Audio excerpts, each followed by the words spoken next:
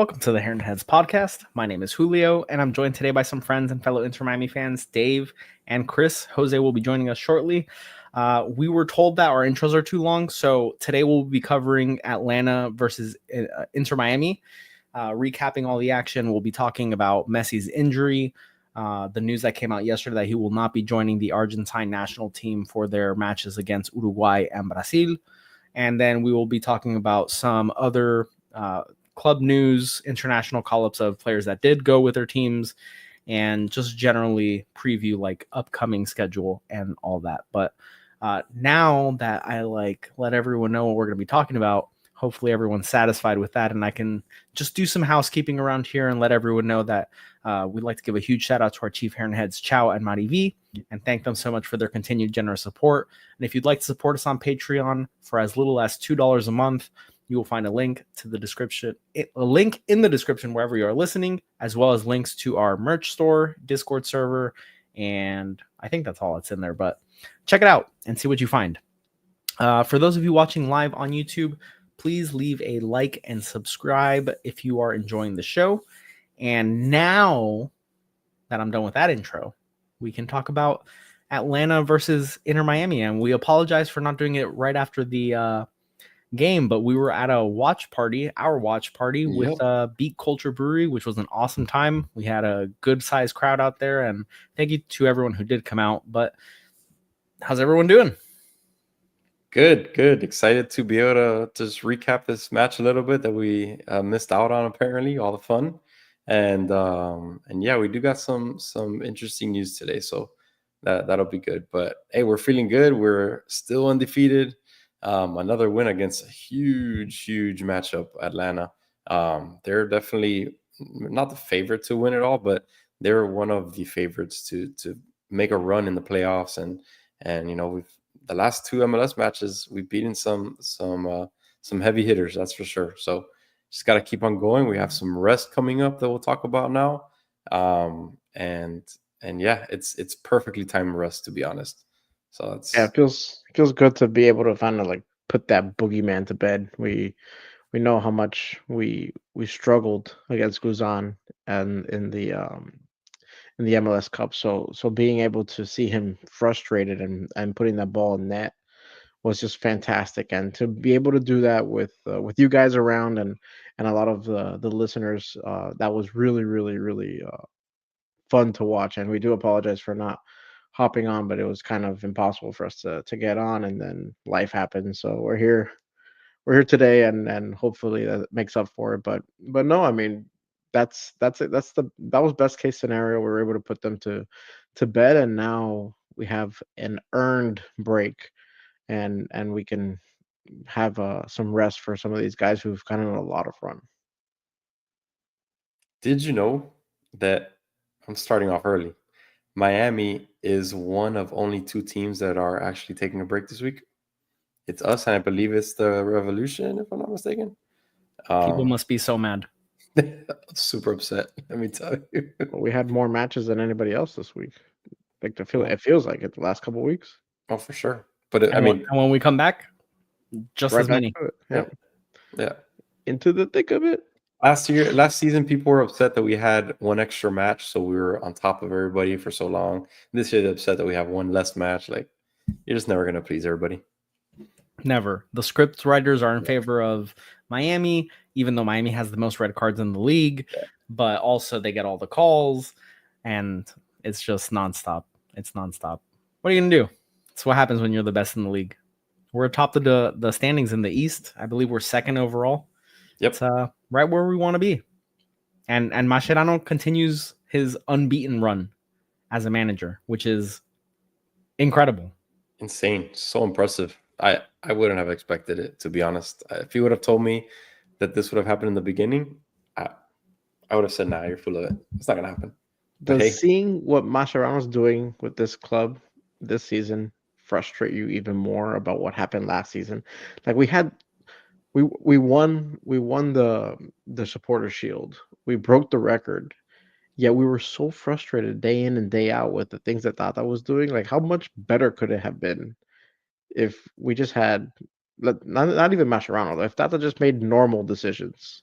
last season. Like, how much better could it even have been? Yeah, I don't think I ever felt as confident at any point last season as I do right now. Last season, I always felt like going into every game, I was kind of nervous and I didn't know what to expect.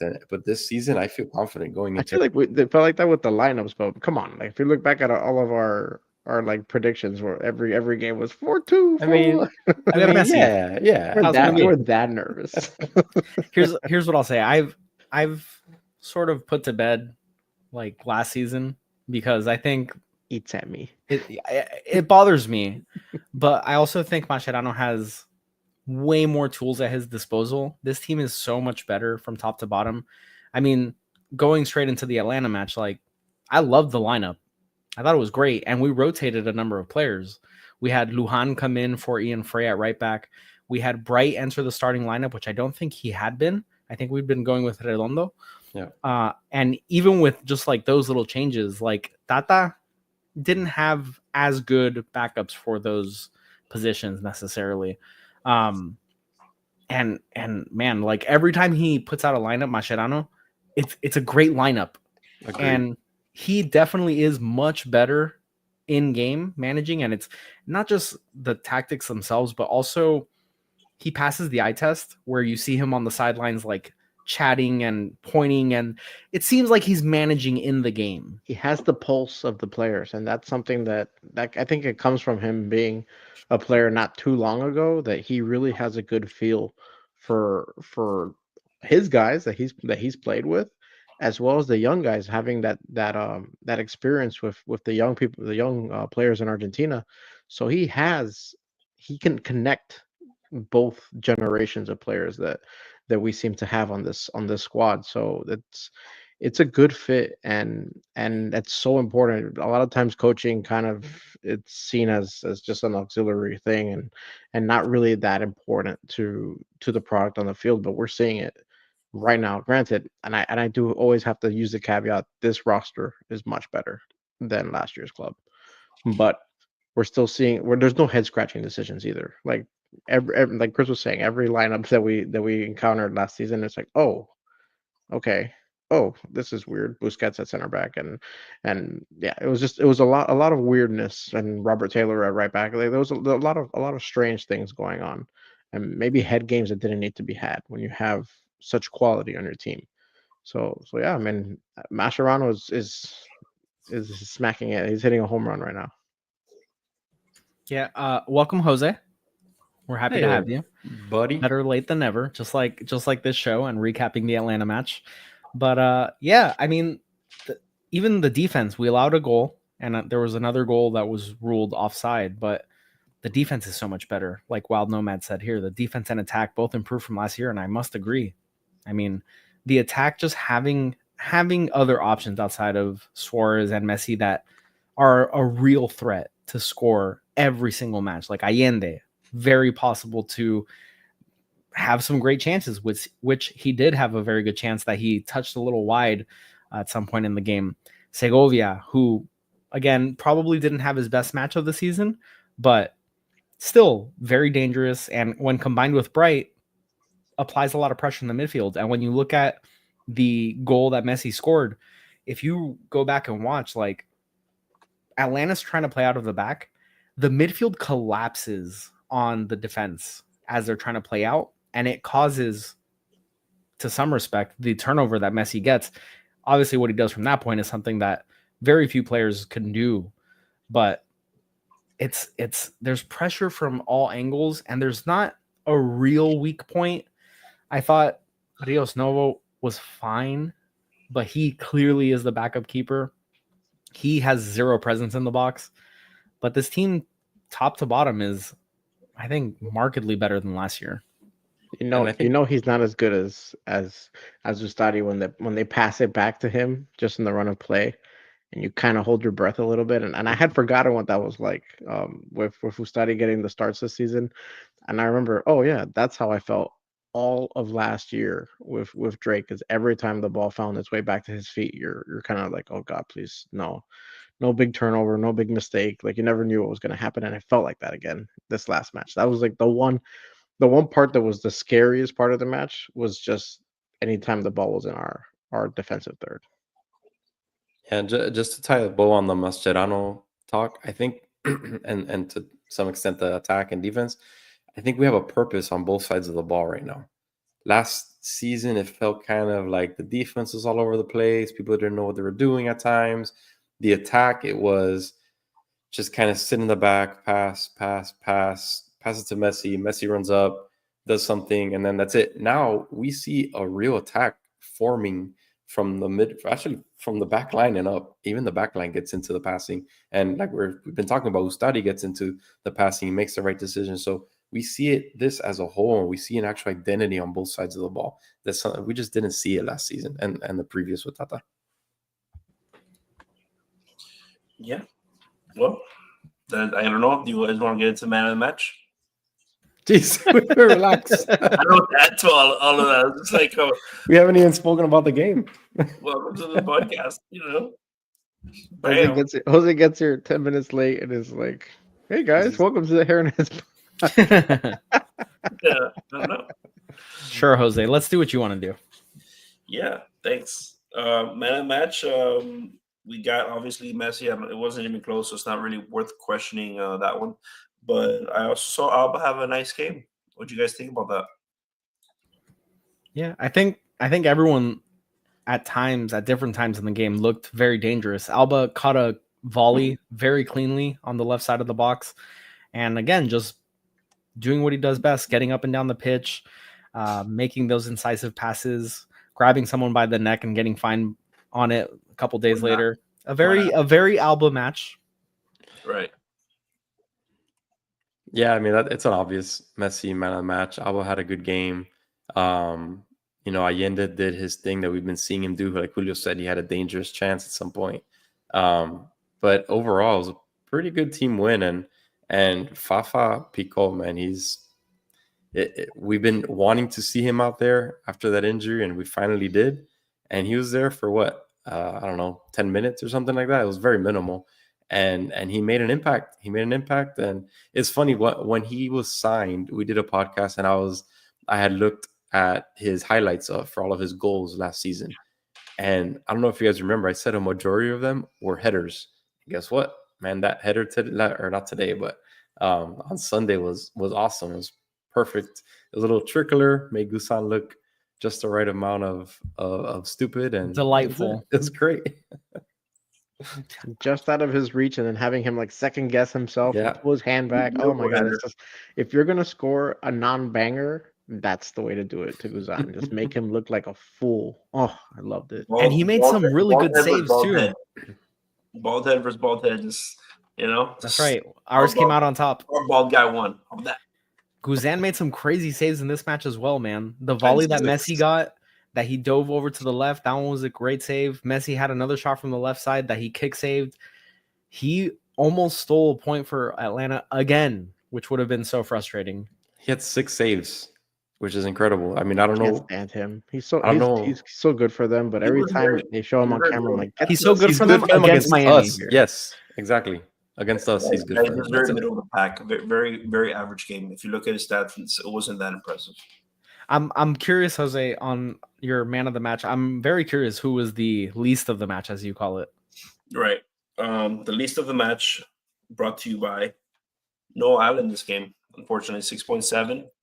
Yeah, he had an awful giveaway. Yeah, he almost gave up a goal. Yeah. Yeah, Noah Allen did not. It's funny because he's usually not anywhere near the bottom. He's usually one of our middle tier guys, not too crazy, not too great, just right in the middle. I think both him and Falcon, to be honest, kind of struggled against the athleticism of their attack. That Latte Lath is an animal. He's just bigger and more athletic than either of them. And honestly, he scored the header there to get him up 1-0 against Falcon. And you could tell Falcon kind of lost track of the ball and kind of, just got outplayed on that one. But I think that's probably why Noah Allen just had a bad game. Their attack is very athletic, very fast, very big. I want to attribute some of that to Ustadi being out as well, because like we said, Ustadi's presence, he's able to stabilize that back line. And look, lo and behold, Ustadi doesn't start, and Noah Allen reverts to not really knowing his place deep in the defensive field. So that's something that I wanna kind of assert, is that maybe Ustadi is a big reason why we're seeing another jump from Noah Allen. He has that ability to really calm that back line. Just like passing it is easier, he's very vocal and he does help these guys out. And what's his name? Was Dios it Novo. Rocky? Rocco doesn't have that command, and his presence is not there. And Julio, you even said it. He looks like a tiny person on net, and it's just it's not it. That's not it, unfortunately. Even Drake, at least Drake can make himself big, as they love to say. But yeah, I wouldn't be opposed if Ustadi has to miss another match that will see Drake in there over. Yeah, he just seems like you said, like I said, that he seems very diminutive in the box. Like he doesn't have that presence about him. And I think a lot of it really is just down to footwork. It seemed like on the goal that he allowed and also the goal that was disallowed that he didn't save. It seems like he lags a little with his footwork, and hopefully that's something that he can improve upon and become even better than he was, because I think he had a fine game. He had a couple saves, a couple long shots that he controlled and actually didn't deflect or parry. He just caught them, which I think is very good. But I think a lot of it's down to footwork, and that applies for crosses. That applies for dangerous balls in behind. Like Ustadi, surprisingly to me, is kind of a sweeper keeper. Like he'll come out pretty far out of the box, and that's how he got a red card in that one game. But more often than not, it works pretty well. I don't see Dios Novo being comfortable in his own skin to sort of command that presence. But hopefully it's something that he builds towards, and there will be opportunities for him to come in and play, whether it's in different tournaments or just in some of these MLS matches while people have to rest or out on international duty. So I'm looking forward to seeing improvement from him. But yeah, right now he doesn't have that like big commanding presence either physically or vocally, because you don't really see him commanding orders the way Ustadi definitely does. And one last point on Noah Allen, at the very least, something that I haven't seen all that often and definitely more this season, but after he made the big mistake that almost led to a goal, he was there barking and like pointing and showing some signs of like Captain Allen. Like it seems like he's sort of getting that voice, getting that confidence, and being comfortable in his own skin and position to start dictating what people should be doing in certain situations. Granted, he was at fault, but it's nice to see that. Like, same applies for Mascherano on the sideline. Same goes for Noah Allen. Like, usually it's Jordi Alba barking at everyone, but it's really cool to see other players starting to pick that up. Yeah, you need to have some. You need to have some sort of leadership out there. I've always thought Boosie being that. To be honest, that he's always kind of kept everyone level headed in the middle, and the center backs as well. I feel like they always look to him for direction. I agree, but we have to. There has to be a 5-year plan, right? Like Right. these guys, there's going to be an end point, unfortunately, because this is awesome. But who's that next crop? Who's going to be the leader? Is it going to be none of these players that are on the pitch right now for us? Maybe, but maybe some of these players continue with us and grow into that role. I'm looking at Bright. I think Bright could be that for us, long term. Yeah. I haven't seen him be vocal at all. He's someone that definitely needs to continue to grow into that leadership. He has the passion. Like he gets pumped when he makes a play, which I love. Like I love that sort of stuff, which is why I liked Kamal Miller towards the end, because he really got like involved with himself and was like pumped up. Oh yeah. Epitome Christoph, yeah. Ian Frey gets in people's faces and he lets them know about it as well. As long as he stays healthy, I think that he could be a cornerstone of this franchise. If he stays, that's the thing. It's like we have all these young guys that if they show out, they're gonna want to move on to greater pastures, which we don't want to hold anyone back either. So we look at Gomez, we show pride every time they move on to the bigger leagues. So absolutely, but if they stick around, Ian Frey is one that I know we're all in love with his play on the field, but I've seen him be more vocal, and I think he really treasures his time out on the pitch, and he's letting it show. Yeah. And Bright was also one of the least of the match. We never finished that, but yeah, no, Anna was 6.7, Suarez 6.8, Bright 6.8. I'm done. Like, are you done? Back to my that. I'm done. I'm done with that. I have other, fun stuff, but like those are the ones that I'm done with. All right, so and you talked about Segovia and Allende, right? I think Chris said that Segovia had a bad game, or one of us said Segovia. I mentioned that it wasn't his best. Okay, and then Allende had a good game, right? They had the same match rating. I said Allende missed a shot, but it's funny. Like they literally had the same 7.3. It was just under Alba. You know what I'm saying? Yeah. It's just funny. Like our eyes told us that, but it's not. Maybe we missed. That's why you can't put too much credence into these ratings. Sometimes. Correct. Yeah, they suck. Your ratings suck, Jose. You should develop your own algorithm and have like a Jose rating system. I'm going to, and then you can't. But the problem is what they do. Like, but it could just be like 5 stars, like PFF, but it's just Correct. Jose FF. Right, JFF. No, Jose FF. Jiff. The whole word. Joseph. But then you can't dispute it. That's the thing. So interesting about that. All right. So we talked about Messi's goal. Just we'll get to that. We'll get to that, Jose. Let's relax. Jose doesn't read the script. It's Jose's going on a tangent about everything. By Sam Reed, it's pretty good. So Messi scored a really nice goal, Jose. Let's talk about that because he was the man of the match that you didn't want to talk about much. You were like, "Oh, everybody knew that already. Let's not talk about it. Let's talk about Messi, Jose. I know you don't want to talk about Messi. Let's talk about Messi, okay? No, because Jose hates Messi. Confirmed. Never wants to talk about Messi. This guy. Messi had one of those goals. Messi had one of those goals that just makes you stop and be like, he is still one of the best players in the world. He takes the ball away from one of the Atlanta players, picks his pocket, completely ends a man's career in his own penalty box, and then just chips Guzan in just the most chef's kiss way, just with ease, with just pure ease. He does it. And it is just incredible that we get to watch that and have that always be a possibility, you know? Yeah, give him all the props in the world because Messi was playing defense. Messi was pressing this match. Messi was dying for the win. He wanted to get back at Guzan, and you could just tell, man, he was going all out. Poor guy came out of there with an injury and everything, but he was going 110%. And it was nice to see because, usually we see him walking around, head on a swivel, kind of just doing his thing. You don't really see him press too much. And this match, he was literally all over the place. He even went back on defense a few times. It was nice to watch. But that goal was incredible. Yeah, so that came shortly after the Latelaf goal. And then Fafa with the super sub score.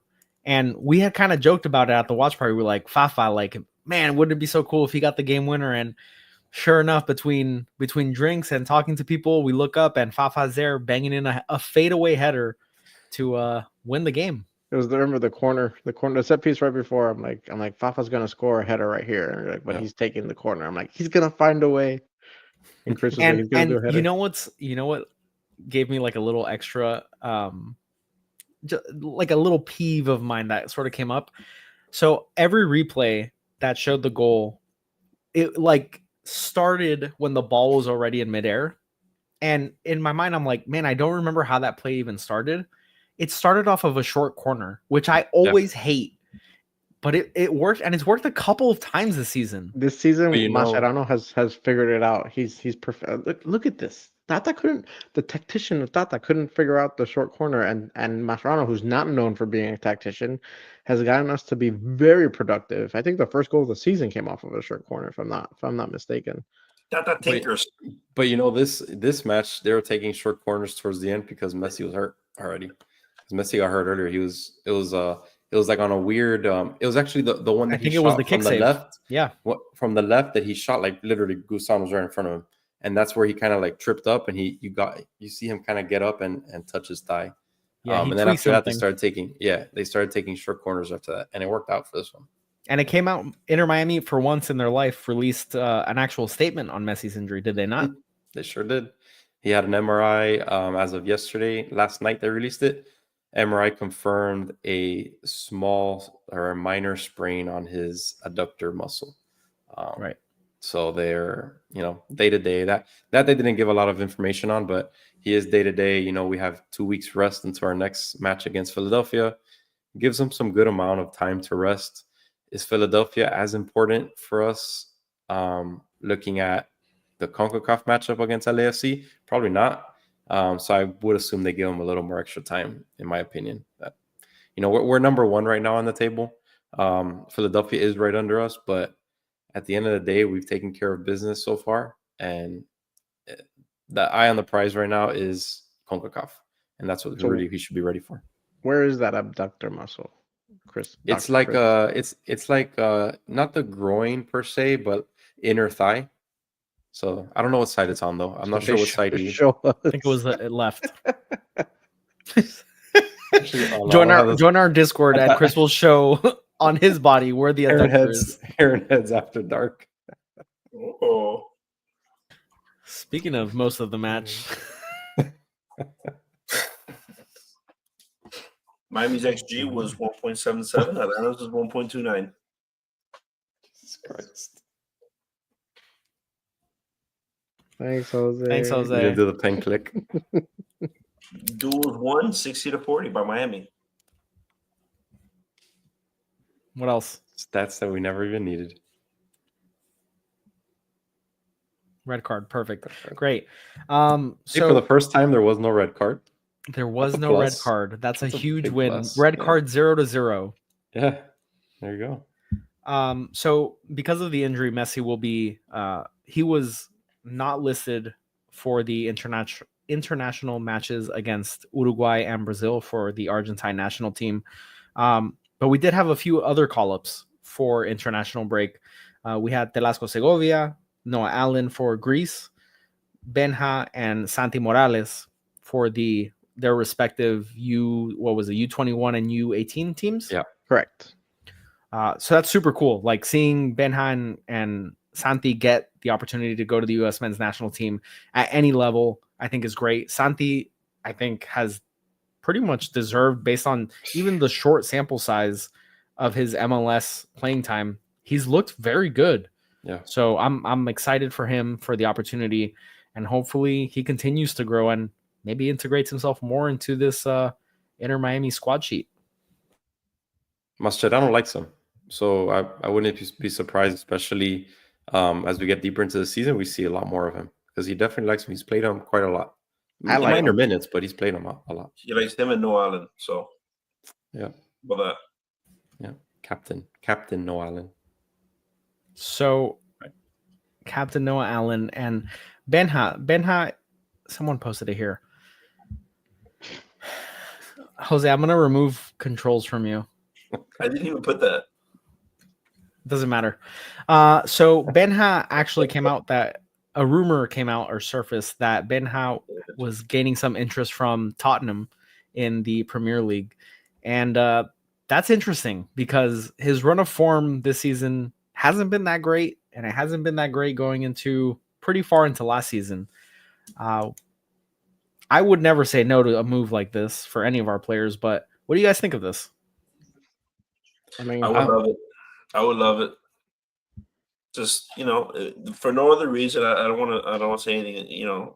I think that he comes in a position where we have a lot of great quality already. I think that he's, for some reason, his growth here is being stunted for some reason. Not that we're not giving him the chance to succeed. For some reason, he's just not succeeding. I don't know what it is. I feel like his play from when he peaked in that cup run, I feel like he's kind of just, I don't know. I haven't been impressed with what I've seen since then. And maybe it's been spotty ever since then. We've given him spotty minutes, but I don't think that's the issue this year. I'm not familiar. So basically, that now would be a good time to sell. I'm not familiar with Tottenham's system, but it cannot be for their main squad at all. I don't know if they have some developmental programs because he's very young. He's still 20 years old. I agree. I mean, I would love for them to be interested in him. I don't think if they want to put him in the main squad right now, I think that's a humongous mistake. For his development, if he's having an issue developing on this team, that'll be the end of it. If he goes to that squad, I think it'll be very, very difficult for him to find any actual time, any run on the field. So I wouldn't want him to go under those circumstances. Now, if they have some kind of developmental teams that he can then rise in the ranks, fantastic. Like Chelsea, I know has a bunch of teams underneath them that they can kind of bring on their youngsters, but Tottenham is not really a storied franchise. I don't think. I mean, they're kind of the laughing stock in London, so I wouldn't really want him to go there. That's me being a little partial, but I really don't think at this stage, like when Gomez went, Gomez a bit older, a little more mature, has seen a lot of international play, and really was hitting his stride when he went to the next level. I don't think Kremaski's there yet. Not to say that he can't get there, but right now I think it would be a, a career mistake for him. Great for Inter Miami, but not good for our prestige if he goes over there and then just flops. Yeah, I like that he's on the radar, right? Mhm. I agree. I don't think now is the right time. Obviously, if they make an offer, Yeah. it's something that Inter Miami has to consider, especially given the depth in our midfield room. But yeah, I think he needs to go somewhere where he can be a rotational player, potentially be a starter if it's a different caliber team, because otherwise, I don't want to say the stage is going to be too big for him, because maybe different style, different tactics, and he takes to it like a fish in water. Gomez has done very well. I agree. But to Dave's point, Gomez was playing at a very high level with us. Crema hasn't been. And it's hard to put our finger on, right? Because we don't know tactically what Mascherano is doing differently than Tata was for Benja specifically, right? Is he being used in a different way or expected to be used in a different way than how Tata was trying to use him? But for whatever reason, he hasn't really been to the level that he was in that cup run. And it's cool, again, that we're getting interest. We'll see what happens. It's just a rumor, and it was from a source that I've never heard of. I think it was like TBR football or something like that. But cool to see that there's interest, even if it's minimal. It's nice to see that a player like Benja, who's a homegrown, is getting interest from a Premier League club. I mean, that's something that I felt like Inter Miami for years could only dream of. And with that, we can talk about just upcoming fixtures when we return from the 2-week break. As Chris mentioned, we have the Philadelphia Union at Philly, if I'm not mistaken. Yeah. And then the CONCACAF Champions Cup match against LAFC in LA. And for those of you who are also on the Eastern time zone, it is a late one in LA. It is an 11:30 p.m. kickoff time. That was announced a few days ago, I think before the Atlanta match, but it is a late start. It's rough. It's very rough. And we will decide how we're going to approach a show that evening. Maybe if you guys are interested, we can do like a watch along. If that's something of interest, let us know in the comments. I think that might be a good way to at least provide some coverage of the match, but I don't want to commit us right now to a post-match. I think that would be pretty daunting, given that it's a school night. So we'll see as we approach, but a 2-week break now. We'll follow with our internationals as they go off to their respective teams. Jose, any closing thoughts here? I would love to get into the do we see any top Eastern Conference attackers causing us issues later in the season? Or even, I don't think that should be just put later or, at any time. Like, who is someone that we're looking at right now? Yeah, I don't think no one's really... I have someone in mind. No one's really... I have someone in mind as well. But I don't think there's been any team specifically that's really been, like, overwhelmingly dominant in attack. Yeah. I think Benteke is an easy one to say, hey, he was the Golden Boot winner of last year. He's an animal. Like, he's a giant that has the ability to beat you in the air or on the ground.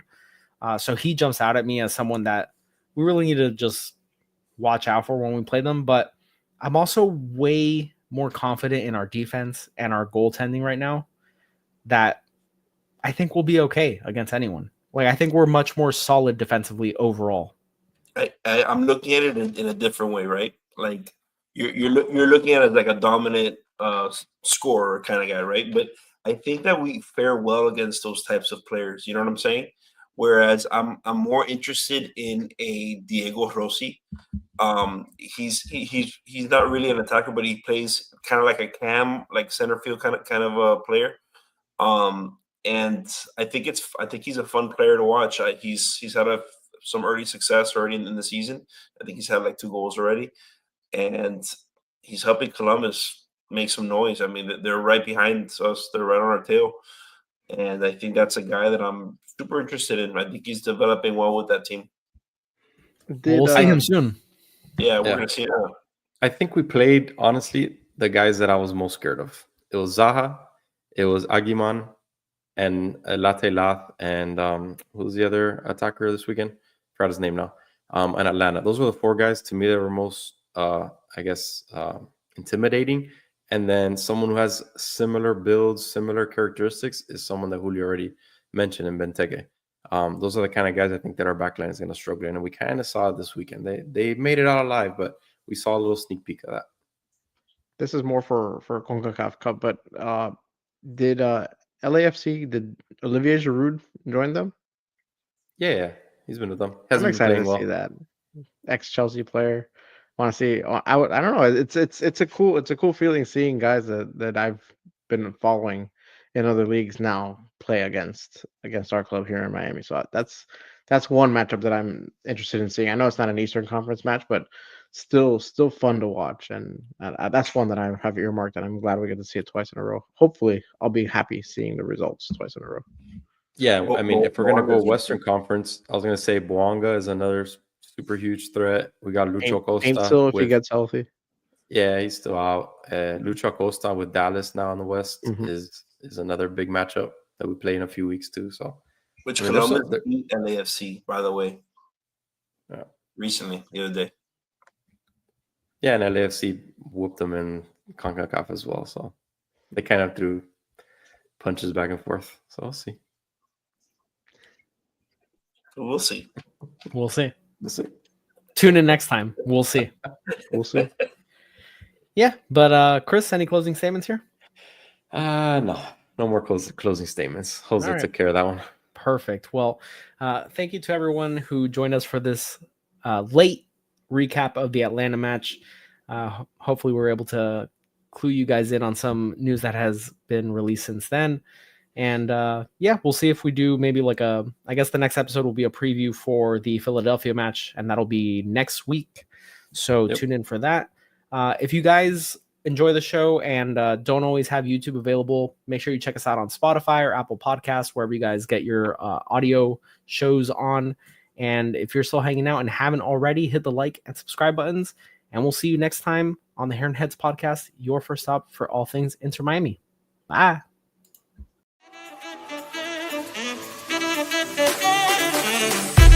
Thank you.